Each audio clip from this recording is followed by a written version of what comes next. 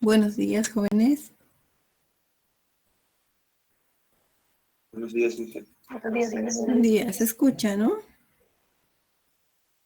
Sí, se escucha. Sí, ingeniero. Aquí algunos problemas con el internet, pero espero que estemos estables. Ya cualquier cosa, nos volvemos a conectar al mismo enlace. ¿Ya? Bien, se ve la pantalla, ¿no? Sí, Inge. En las tres salas. Vamos a terminar de ver lo que ayer estábamos repasando de la última parte del primer capítulo, que lo vamos a ver ampliamente en el capítulo que viene, ¿ya? Decíamos, por consiguiente, para determinar la probabilidad de una media muestral con rango específico, primero debemos aplicar la fórmula para estandarizar la distribución a una distribución normal y después vamos a consultar la tabla normal, ¿no? Que aquí tenemos los valores de las probabilidades. Una vez obtenido las probabilidades, leemos los zetas acá, ¿ya? Y eso vamos a aprender a leer ahora.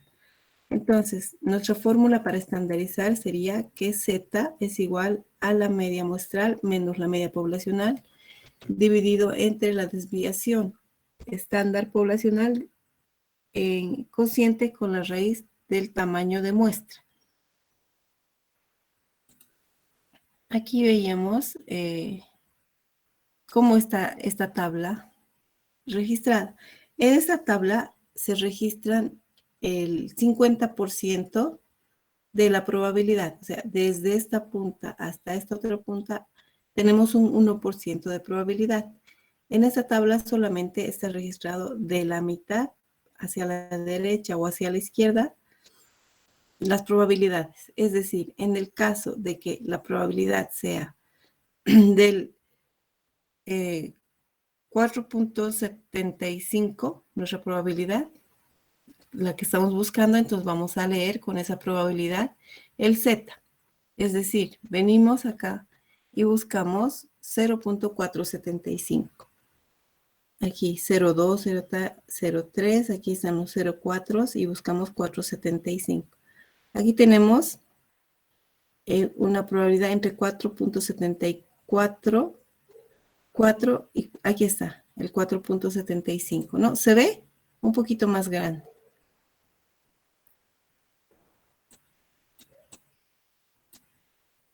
Aquí está el 4.75.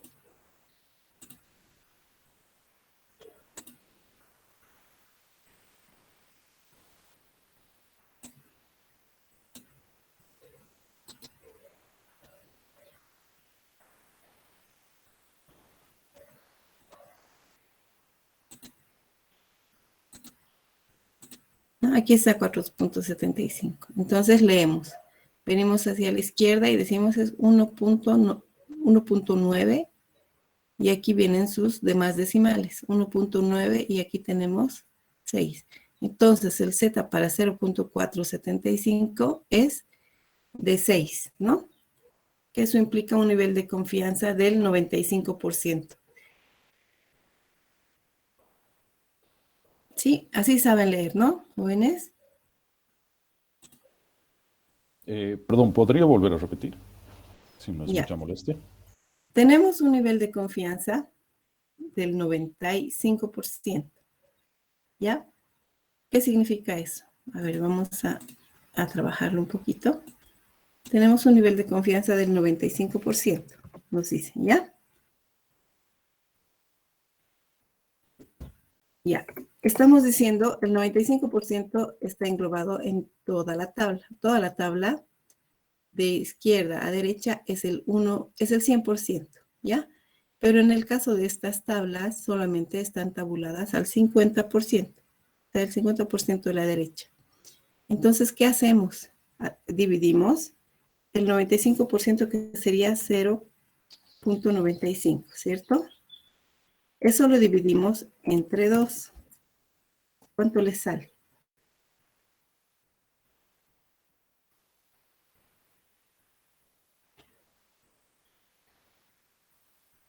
0.475.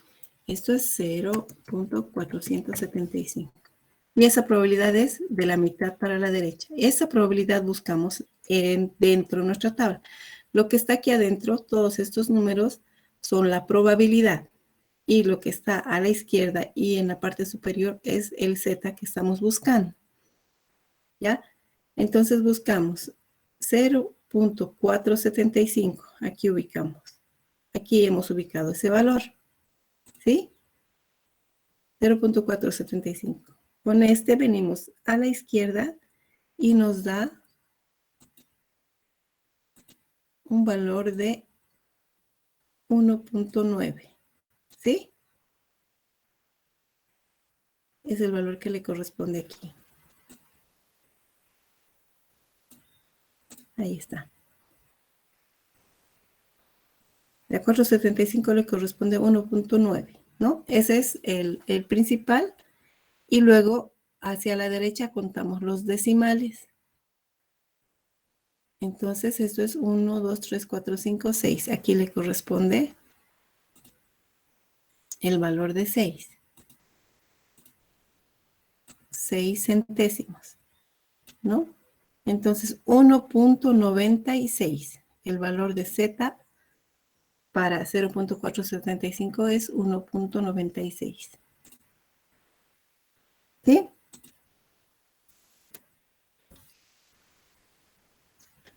Una consultita, y el de al lado, porque también tenemos el de al lado que es 0.475, pero con un 6 más, digamos. Pero aquí, ¿qué estamos buscando? Exacto. Ah, ya. El valor exacto, en todo caso. Si estuviera al encuentras el medio, valor exacto, si encuentras el valor exacto, es exacto el Z. ¿Ya? Si encuentras el valor exacto aquí adentro, es directamente la lectura de lo que está aquí. Y si estuviera entre 4, si fuera 475, 4, digamos, ¿no? Entonces aquí 475, 6, 475, 0. Estaría más hacia la derecha, ¿no? Y elegiríamos el 1.97. Pero si está exactamente entre los dos valores, se hace un promedio, que lo vamos a ver en el siguiente capítulo, pero se hace un promedio, se suma y se divide entre 2 y ese es el valor que toma Z. perfecto. Muchas gracias. Listo. Buenos días, dije. Buen día. ¿Es la tabla de la distribución del normal? Sí. Ah, está bien. Pues, Con esta tabla van a trabajar nuestros ejercicios, ¿ya?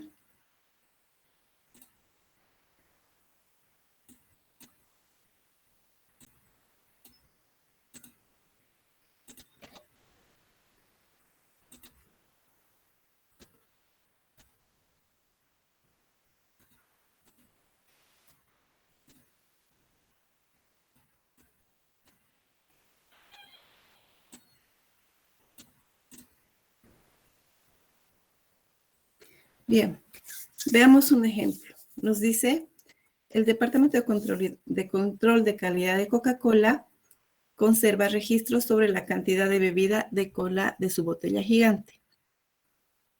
La cantidad real de bebida en cada botella es de primordial importancia, pero varía en una cantidad mínima entre las botellas. La empresa no desea llenar botellas con líquido de más, pues tendría problemas, con menos líquido, debido a que tendría problemas en lo que se refiere a la confiabilidad de la marca. Por otra parte, no puede colocar líquido de más en las botellas porque regalaría bebida, lo cual reduciría sus utilidades. Los registros indican que la cantidad de bebida de cola tiene una distribución de probabilidad normal.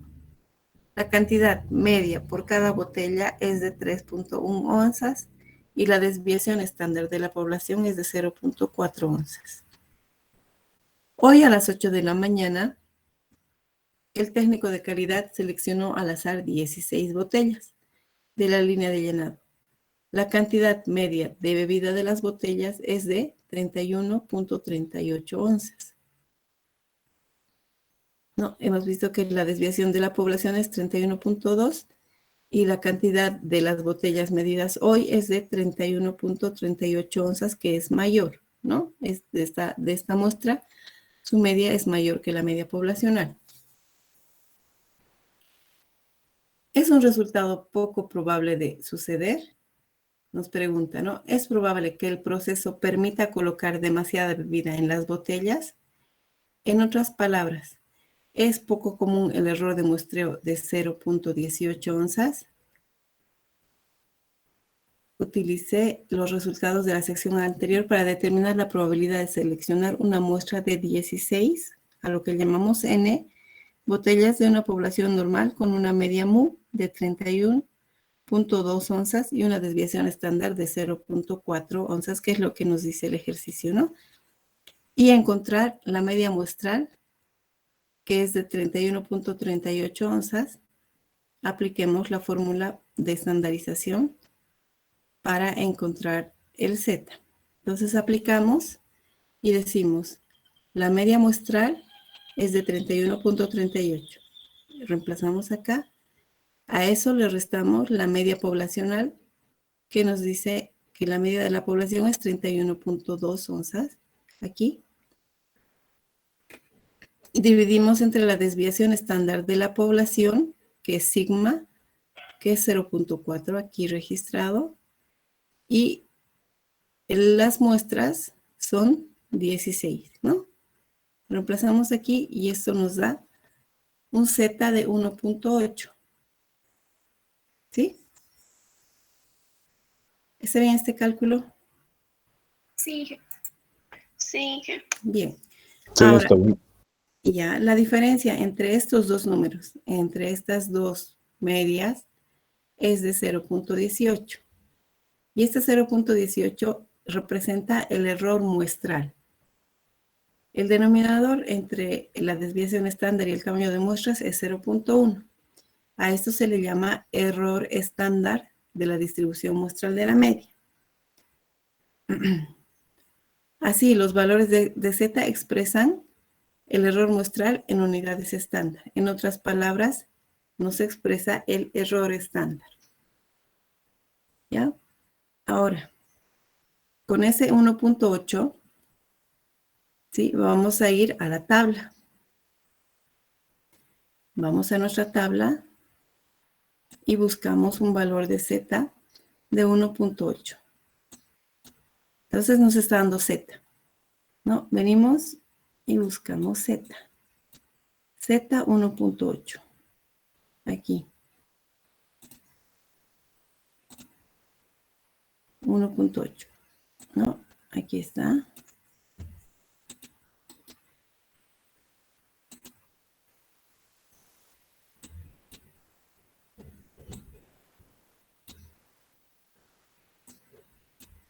Ahí, ¿no? Entonces con Z 1.8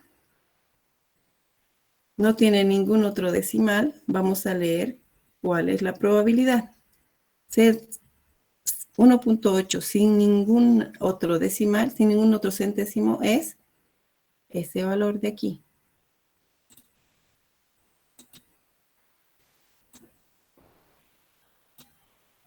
¿No? Entonces la probabilidad cuando Z es 1.8 es de 0.4641 si leemos la mitad de la tabla, ¿no? 0.4641. Ahí está lo mismo.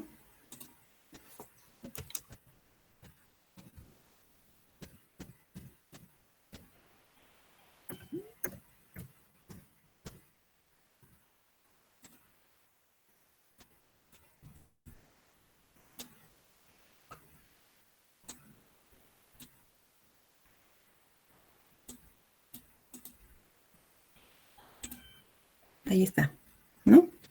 Así se lee. Entonces esta capacidad, esta es la probabilidad de que ocurra ese evento. Eso es lo que nos está preguntando, ¿no? Si es probable o es poco probable. Es probable esto en un 0.4641%. Si multiplicamos esto por 2, ¿cuánto sería esta probabilidad?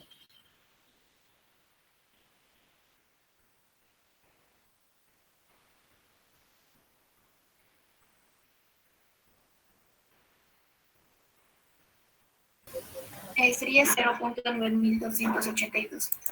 Entonces, en un 92% hay la probabilidad de que ocurra este caso, ¿sí? Entonces, la respuesta sería, hay un 92 punto algo por ciento de que la media esté ubicada en este valor que nos dice, ¿no? En este error. La probabilidad de un valor Z mayor que 1.80 es 0.359.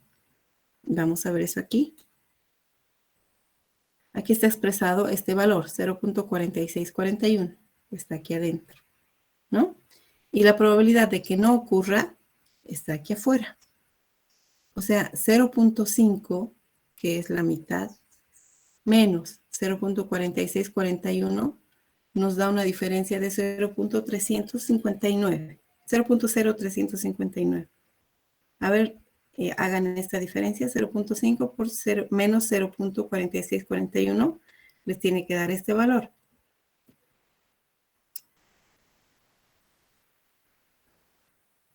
Sí sale, Inge. Bien.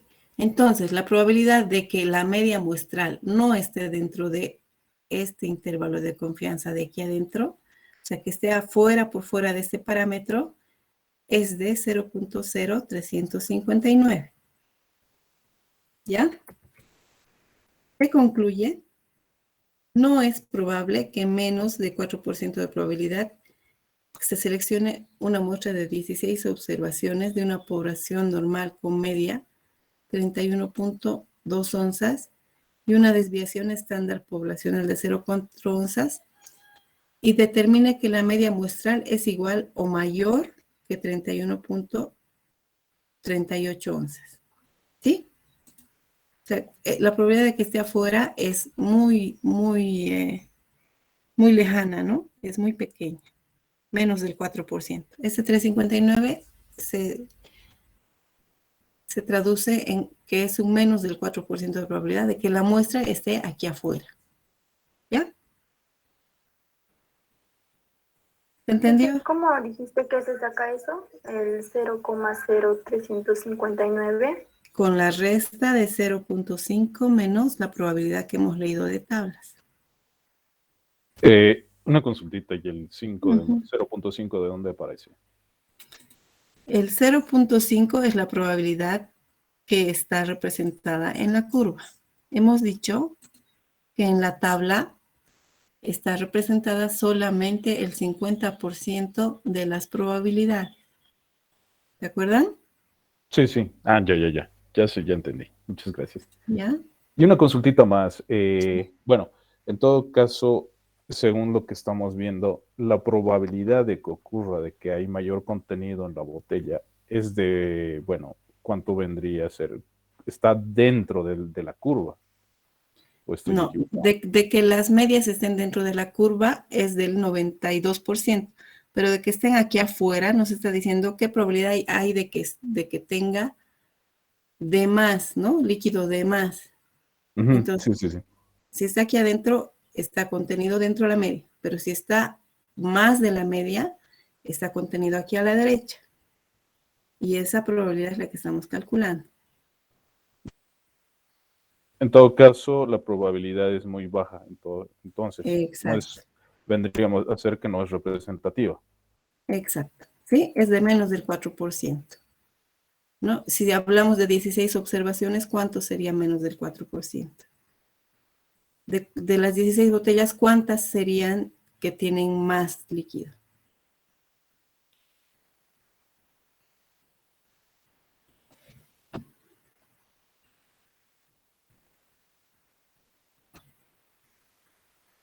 ¿Cuánto es el 4% de 16?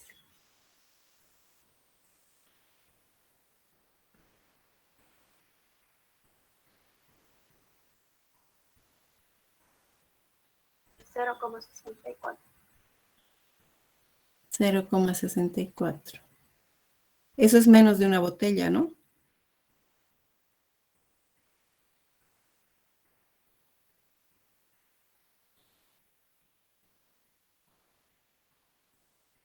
¿Sí? ¿Me están entendiendo, chicos? Inge, disculpe, aquí lo primero que hizo es hallar la probabilidad hacia la izquierda es, ¿no? De que la normal se hallan las probabilidades. La Eh, probabilidad de que esté adentro es en este caso, si se fija en la tabla, la probabilidad está aquí hacia la derecha, ¿no? La probabilidad de que la media caiga en este intervalo de confianza es lo que estamos leyendo en la tabla. Y la diferencia de que la media muestral caiga en este lado, donde no es probable, es la que estamos calculando, que es el 50% menos la probabilidad de que ocurra. Estamos calculando la probabilidad de que no ocurra el evento. entonces, aplicando complementos sería, ¿no, Inge? Claro, por eso estamos restando, ¿no ve? Por eso Sí, estamos está bien. restando. Por eso estamos haciendo esta resta. ¿Ya? Porque en la tabla se lee la probabilidad de que ocurra. Y si buscamos la probabilidad de que no ocurra, entonces hacemos la diferencia. Inge, ¿Sí? hace rato, ¿por qué lo multiplicó 0.4641 por 2? Estamos hallando para toda la curva, ¿no? En la tabla se lee la mitad de la curva. Pero si fuera una tabla que tiene la probabilidad de todo, estaríamos hablando del 92%, que representa eso que hemos leído, ¿no? Que era 0.42, esto. Eso hemos leído de la tabla, ¿no es cierto? De la tabla del 50%. Pero si queremos saber del 100%, tendríamos que multiplicar esto por 2. Yo también, gracias, Inge. ¿Ya? ¿Alguna otra duda? Una consultita, perdón. ¿Podríamos utilizar igual así, multiplicando por 2 y sacando el restante de que nos quedaría de un 100%? ¿O tiene que ser Claro, sí o pero sí te va a dar dos colas, ¿no? Te va a dar cola a la a la izquierda y a la izquierda? derecha. Exactamente. A ambos lados te va a dar las colas. Claro, pero igual sería por 2, digamos, el resultado. Así Estamos es. hallando el resto. Así es. El restante te va a salir el doble, ¿no? Que sería el 8%. Más o menos, ¿no? Esto por 2. ¿Ya? Ya, muchas gracias. Solamente era una consultita. Gracias. Listo. ¿Alguna otra duda?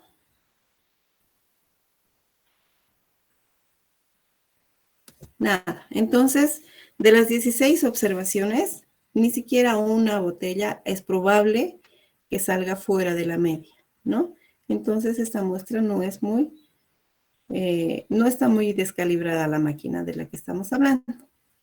En conclusión, nos dice, es que en el proceso se vierte demasiada bebida en las botellas, o sea, están aquí, y el supervisor de producción puede sugerir una reducción de cantidad de la bebida de cada botella. Bien, hasta aquí lo que es el capítulo 1. Vamos a avanzar ahora al capítulo 2. Esto ya se los he subido ayer.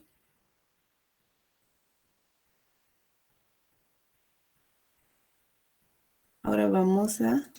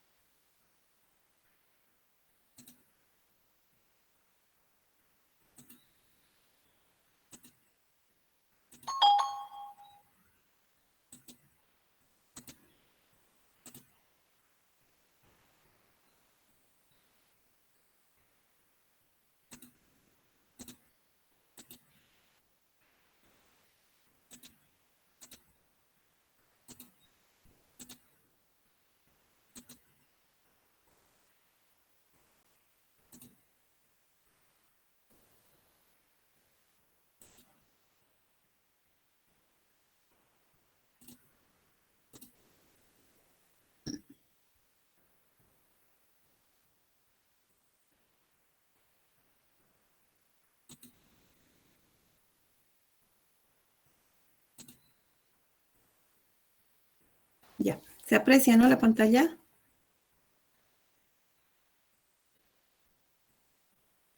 Sí.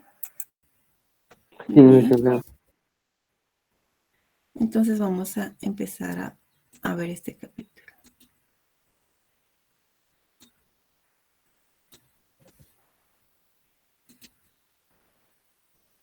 En el capítulo anterior vimos el estudio de lo que es la estadística inferencial, ¿no? En él se presentaron razones y métodos de muestreo. Las razones para tomar un muestreo son las siguientes. Entrar en contacto con toda la población consume demasiado tiempo, eso hemos visto. El costo de estudiar todos los elementos de la población es muy alto y por lo general los resultados de una muestra resultan adecuados para hacer una representación de lo que es toda la población. Además, algunas pruebas resultan negativas y es imposible revisar todos los elementos. Existen varios métodos de muestreo, como hemos visto. El aleatorio simple, que es el que más se utiliza. Y en este tipo de muestreo, cada miembro de la población posee las mismas posibilidades de ser seleccionado como parte de la muestra. Otros métodos de muestreo son el sistemático, el estratificado y el muestreo por conglomerados, que son de los que más hemos estado viendo, ¿no? También revisamos información relacionada con la media, la desviación estándar o la forma de la población. En la mayoría de las situaciones de negocios, dicha información no se encuentra disponible. En realidad, el propósito del muestreo es calcular de forma aproximada algunos de estos valores. Por ejemplo, se selecciona una muestra de la población y se utiliza la media muestral para aproximarse a la media de la población y así no tener que estudiar todos los elementos de la población.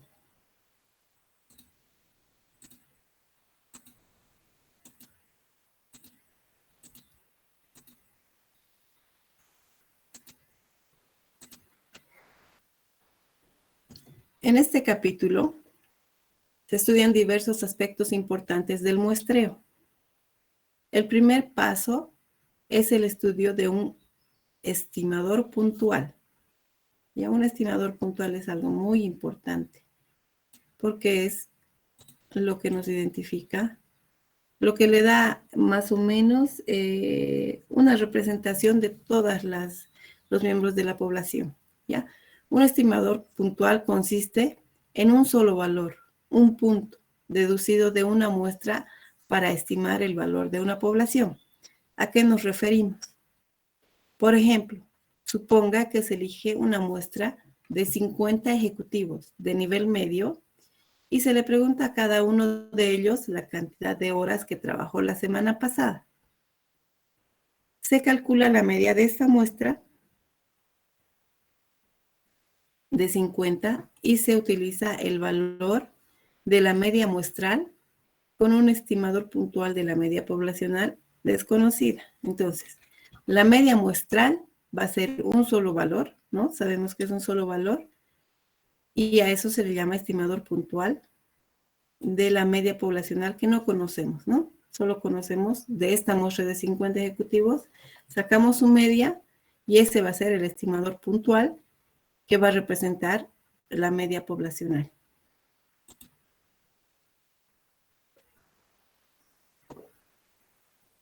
Ahora bien, un estimador puntual es un solo valor.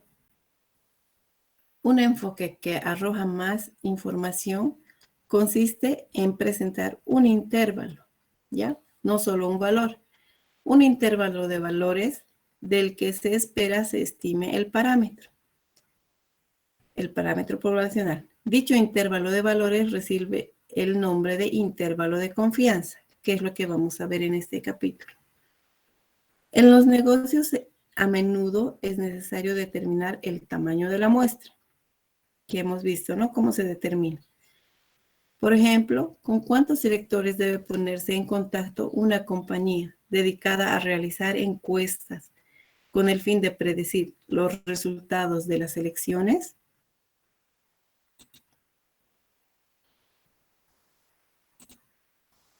¿O cuántos productos se necesitan analizar para calcular y garantizar el nivel de calidad? En este capítulo también se va a explicar una estrategia para determinar el tamaño adecuado de la muestra, ¿no? Les dije que vamos a ir viendo poco a poco los tamaños de muestra de acuerdo a la distribución de datos que tengamos. Entonces, en este capítulo vamos a verlo, ¿ya? Primero vamos a ver los estimadores puntuales y los intervalos de confianza de una media. Un estimador puntual es un estadístico único, como hemos visto, ¿no? Para de él calcular un parámetro poblacional. Suponga que la compañía Best Buy desea estimar la edad media de los compradores de televisores de plasma de alta definición. Selecciona una muestra aleatoria de 50 compradores recientes. Determina la edad de cada uno de ellos y calcula la edad media de los compradores de la muestra. Esta media calculada es un estimador puntual de la media de la población.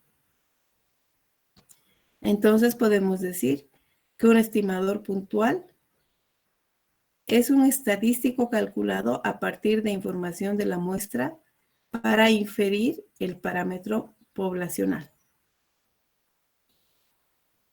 Veamos otro ejemplo. El turismo constituye una fuente importante de ingresos para muchos países caribeños como Barbados. Suponga que la Oficina de Turismo de Barbados desea un cálculo aproximado de la cantidad media que gastan los turistas que visitan el país. No resultaría viable ponerse en contacto con cada uno de los turistas. Por consiguiente, se selecciona al azar 500 turistas en el momento que salen del país y se les pregunta los detalles de los gastos que realizaron durante su visita a la isla. La cantidad media que gastó esta muestra que hemos sacado es de $500, lo que constituye un cálculo aproximado del parámetro poblacional desconocido. Es decir, la media muestral es el estimador puntual. Otro ejemplo, Litchfield Home Builders construye casas en la zona sudeste de Estados Unidos. Una de las principales preocupaciones de los compradores es la fecha en la que concluirán las obras, lo cual será el estimador puntual de la media poblacional. Hace poco, Litchfield comunicó a sus clientes que su casa se quedará terminada en 45 días a partir de la fecha de la instalación de los muros. El Departamento de Atención a Clientes de Litchfield desea comparar este ofrecimiento con experiencias recientes. Una muestra de 50 casas terminadas este año reveló que el número medio de días de trabajo a partir del inicio de las construcciones de los muros a su terminación fue de 46.7 días, al contrario de lo que ellos están diciendo que va a ser 45 días, ¿no? Entonces preguntamos, ¿es razonable concluir que la media poblacional aún es de 45 días y que la diferencia entre la media muestral de 46.10 y la media poblacional es un error de muestreo? En otras palabras, ¿la media muestral difiere de forma significativa de la media poblacional? Este tipo de preguntas es lo que nos hace estudiar la estadística, ¿no? Y en este caso, lo que representan los estimadores puntuales. Estudios médicos recientes indican que el ejercicio constituye una parte importante de la salud general de una persona. El director de recursos humanos de la OFC, que es un fabricante importante de vidrios, desea calcular la cantidad de horas semanales que sus empleados dedican al ejercicio. Tomamos una muestra de 70 empleados, lo cual revela que la cantidad media de horas de ejercicio de la semana pasada fue de 3.3. La media muestral de 3.3 horas aproxima la media poblacional desconocida. La media de horas de ejercicio de todos los empleados. La media muestral, que se simboliza por un X con un sombrerito, no es el único estimador puntual de un parámetro poblacional. Por ejemplo, P es una proporción muestral, lo cual nos dice que P es un estimador puntual de pi, que es la proporción poblacional, ¿no? Y S es la desviación estándar muestral, que es un estimador puntual de sigma, que es la desviación estándar poblacional.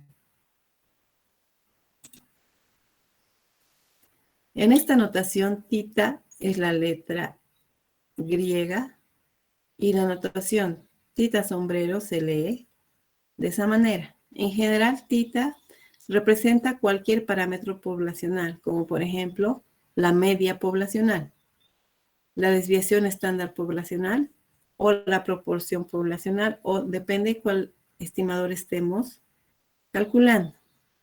Y tita sombrero representa su correspondiente estadístico muestral, ¿sí?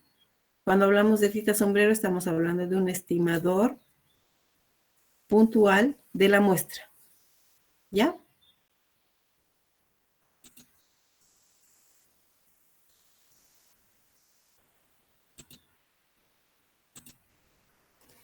Bien, ahora vamos a ver qué propiedades debe tener un buen estimador.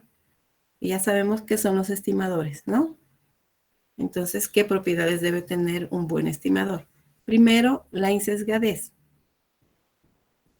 Nos dice que si el valor esperado de un estadístico muestral es igual al parámetro poblacional, se dice que este estadístico muestral es un estimador insesgado del parámetro poblacional. ¿A qué se refiere? Vamos a verlo gráficamente. El estadístico muestral tita sombrero es un estimador insesgado del parámetro poblacional tita si la esperanza de tita sombrero o el valor esperado es igual a tita solamente, a tita poblacional. Es decir, la esperanza de tita sombrero es el valor esperado del estadístico muestral tita sombrero. ¿Sí? Esos dos valores tienen que ser iguales. Y si son iguales, el estimador es insesgado, no tiene sesgo. Por tanto, el valor esperado o media de todos los posibles valores de un estadístico muestral insesgado es igual al parámetro poblacional que se estudia.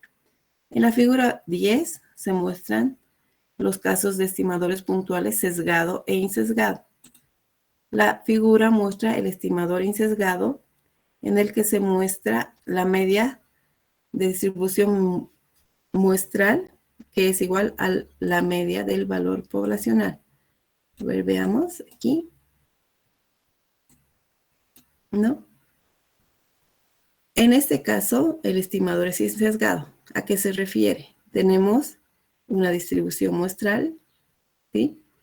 Y la media está justamente al centro de la distribución, la media poblacional, ¿no? Y el valor esperado está justamente aquí al centro. Por lo que no hay una diferencia, no hay un sesgo, no está ni hacia la derecha ni hacia la izquierda, está justo al centro, por lo que podemos decir que el valor esperado del tita sombrero está justo ubicado donde está ubicada la media, que es tita, y a esto se le llama estimador insesgado. Pero en el caso de que la media poblacional esté lejos de lo que es la media muestral, al revés, ¿no? Esté alejada, va a haber un sesgo.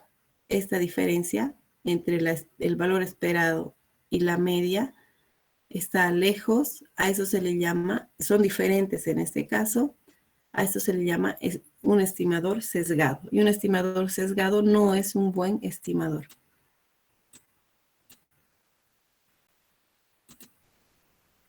En este caso, los errores de estimación se equilibran, ya que algunas veces el valor del estimador puntual θ puede ser menor y otras veces puede ser mayor. En el caso del estimador sesgado, la medida de la distribución muestral es menor o el valor del parámetro, que el valor del parámetro poblacional, lo que hemos visto, ¿no? Así, la probabilidad de que los estadísticos muestrales sobreestimen el valor del parámetro de la población es grande, ¿no? Y aquí vemos esa amplitud del sesgo. El valor esperado es mucho mayor que el valor de la población.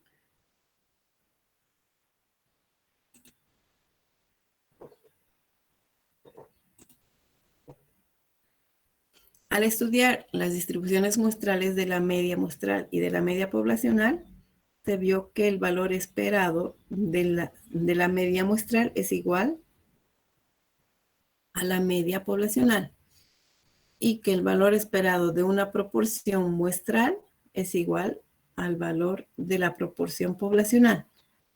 Por tanto, la media muestral y la proporción muestral son estimadores insesgados de sus correspondientes parámetros poblacionales mu y p, ¿no? Si son iguales, son insesgados. Si son diferentes, son estimadores sesgados. Y un estimador sesgado no es un buen estimador. A eso nos vamos. Eso es lo que estamos queriendo explicar. ¿Ya?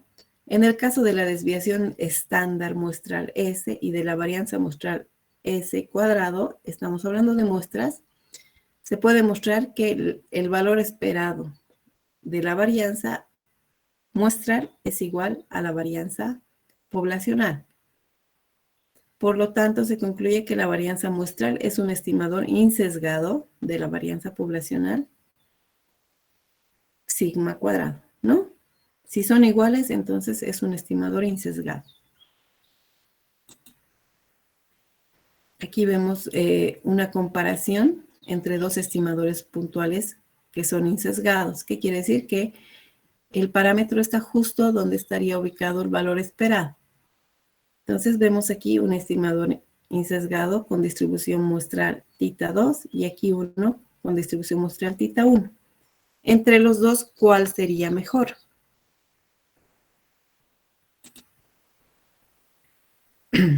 Vamos a ver eso con la eficiencia.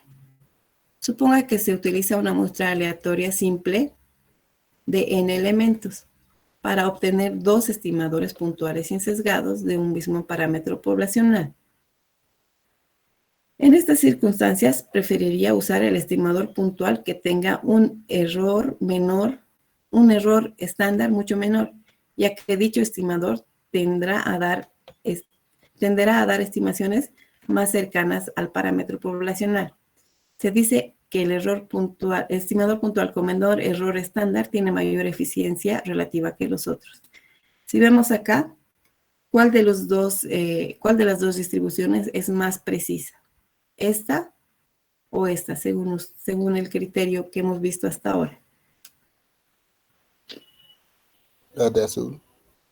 La de azul es más eficiente, ¿no? Porque tiene un menor rango donde pueda salirse de lo que es esperado, ¿no? Se espera que siempre esté cercano a lo que es la media, ¿no? Las medias estén cercanas a lo que es la media.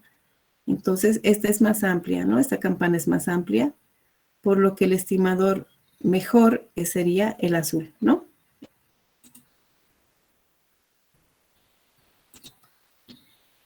Aquí tenemos la explicación de esta figura. Tenemos dos estimadores insesgados, θ1 y θ2. Y observe que el azul, la gráfica azul, tiene menor error estándar. Por tanto, los valores de θ1 tienen más posibilidades de estar cerca del parámetro, ¿no? Lo que decíamos, que los valores de θ2. Como el error estándar del estimador puntual θ1 es menor que el de θ2, θ1 es relativamente más eficiente que θ2 y se lo prefiere como estimador puntual. Y finalmente, la tercera propiedad relacionada con un buen estimador puntual es la consistencia. Dicho de manera sencilla, un estimador puntual es consistente si el valor del estimador puntual tiende a estar más cerca del parámetro poblacional o media que el tamaño de la muestra, a medida que el tamaño de la muestra aumenta. En otras palabras, una muestra grande tiende a proporcionar mejor estimación puntual que una muestra pequeña. Observe que en el caso de la media muestral X, el error estándar está dado por la desviación de la muestra. Tiene esta fórmula que es la desviación poblacional entre la raíz del tamaño de muestra. Puesto que esto está vinculado con el tamaño de la muestra, de manera que muestras mayores dan valores menores de desviación de X. Entonces, muestras de tamaño más grande tienden a proporcionar estimadores puntuales más cercanos a la media poblacional, mu. Mediante un razonamiento similar, se concluye que la proporción muestral P es un estimador consistente de la proporción poblacional P. ¿Ya?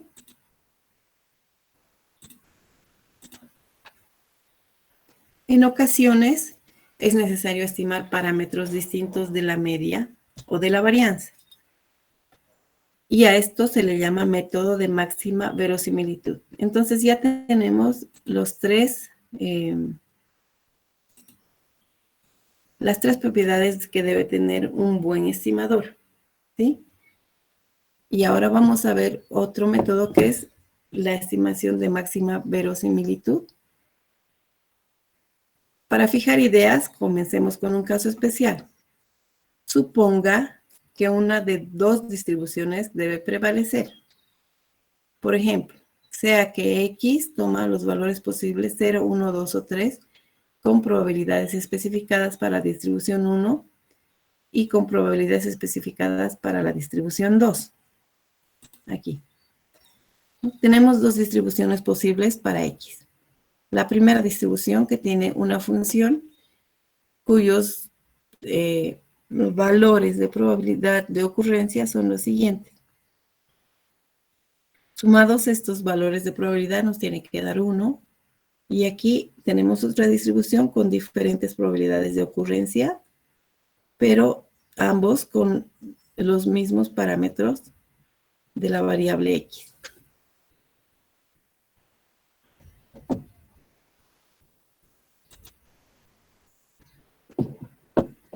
Si graficamos estos valores,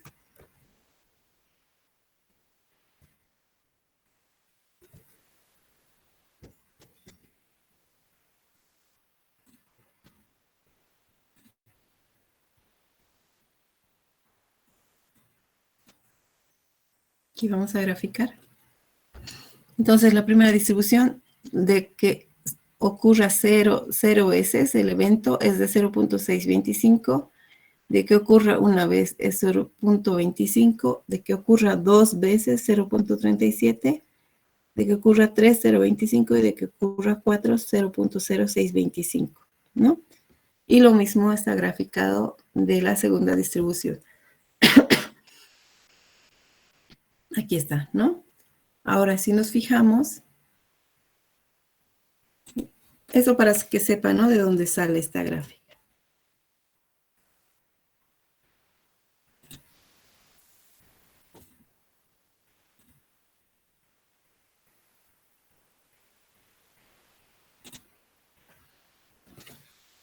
La primera, si nos fijamos aquí, vamos a ver, ¿no? La primera gráfica se trata de una distribución binomial con el valor de P igual a 0.5 y la segunda es una distribución binomial con un valor de P igual a 0.4, ¿no? Este hecho no es importante para el argumento. Si observamos, nos dice la probabilidad de que X ocurra en X igual a 3, aquí, tenemos que la probabilidad de que X sea 3 es de 0.25 y la probabilidad de que X sea 3 en este otro caso es de 0.0756. ¿no? La estimación de la distribución subyacente debería ser la 1 o la 2. Suponga que se toma la postura de que se seleccionara la distribución 1, para lo cual el valor observado de X3 tiene mayor probabilidad de ocurrir.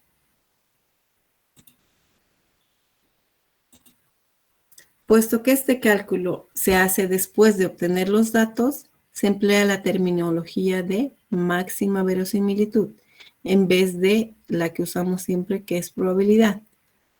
Para la primera, la distribución de X igual a 3 es 0.25, y por lo tanto estamos diciendo que este sería el mejor estimador. Vamos a llevar este ejemplo un paso más adelante, y suponga que X sigue una distribución binomial con n igual a 4, pero que la probabilidad de ocurrencia está entre 0 y 1 y es desconocida. Entonces, el conteo X tiene la siguiente distribución, ¿no? Esta es la fórmula de la distribución binomial. Tenemos aquí la combinatoria entre el tamaño de muestra y las X, la probabilidad de ocurrencia de X elevado a la X, y la probabilidad de no ocurrencia del evento elevado a la 4 menos X. Y en este caso estamos hablando de